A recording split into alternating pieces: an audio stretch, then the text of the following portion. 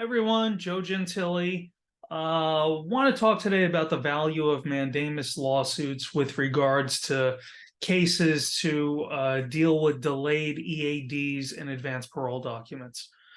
So these are some of my favorite mandamus lawsuits to do because the success rate with them has been very, very high. As always with any legal matter, there's no guarantees of success. But within mandamus lawsuits, success rates overall are pretty good, but they're particularly good for EAD cases and advanced parole cases. And I also enjoy doing these because the benefits to people for getting an EAD ahead of time or getting the ability to travel ahead of time, especially if there's some sort of family event or family emergency to deal with, it's rewarding because the benefits of the case are just so immediate and so obvious. So there's a couple of reasons why these cases work really well. The first is that it doesn't take a lot of time for USCIS to process EADs and advanced parole documents. It's almost embarrassing how little time it takes given the delays. Last I checked, an EAD takes 12 minutes of touch time from USCIS to adjudicate, and an advanced parole document takes 15 minutes. So it takes a total of less than a half hour of somebody's time at USCIS to adjudicate both of them for somebody. So these cases are relatively easy to settle, in part because if you file a lawsuit, it's going to take the U.S. Attorney's Office a certain amount of attorney time to defend the lawsuit. And that time is going to be measured in hours and maybe dozens of hours. And you look at that compared to what it would cost just to adjudicate the cases. So this way they don't have to actually litigate it.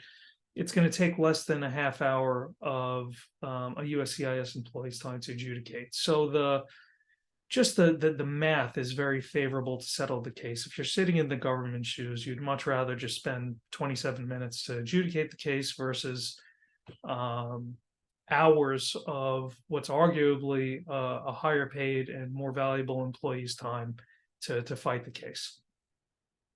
There's also the issue that the facts for these cases are pretty compelling.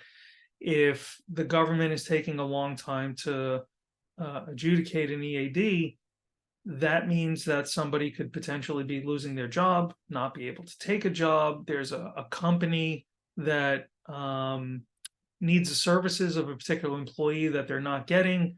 So the damages that the delays are causing are pretty clear. You could say the same thing about travel documents, that if a person can't work because they can't travel, the damage is clear, or if they have a gravely ill relative that they want to visit, or if there's a wedding to go, some sort of really important family event that's it's going to be missed because of a lack of a travel document, it's pretty easy to show how the delay is causing harm and why it should be addressed quickly. Finally, a lot of immigration law, one thing that's just kind of a factor of it that sometimes, depending on the context, could be a little frustrating, is it's hard to put a dollar value on immigration benefits. Because you can't really put a dollar value on what's it worth to reunite a family, to be able to live in the United States versus a person's country of origin.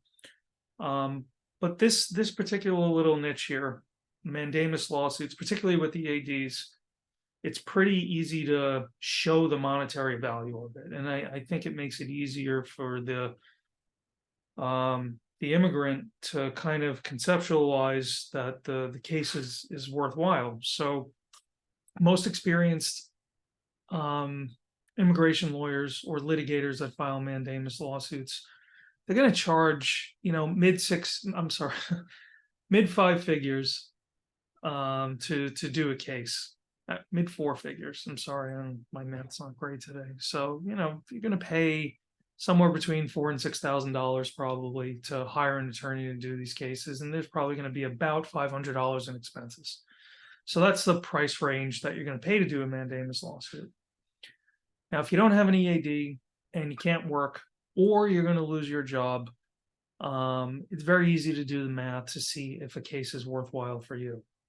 So let's say that um, the lawsuit will prevent you from losing your job, and it cost you, say, $5,000 plus or minus $1,000 to do a case. Is saving your job worth that much money? Or if you're not working and the lawsuit can get you working a few months earlier than it would take if you had just simply waited, look at what your earnings are per month, how much money do you make per month, and the more money you make per month, the more compelling the case is. So if you're a professional making $10,000 a month, let's say, and it costs you a little over $5,000 to do a mandamus case, but it gets you back to work 3 months, 4 months ahead of schedule, then you're investing that $5,000, $6,000 to do a case, but you're getting back the ability to earn, say, $30,000, $40,000 more. So the math is pretty compelling in the investment. The investment works out.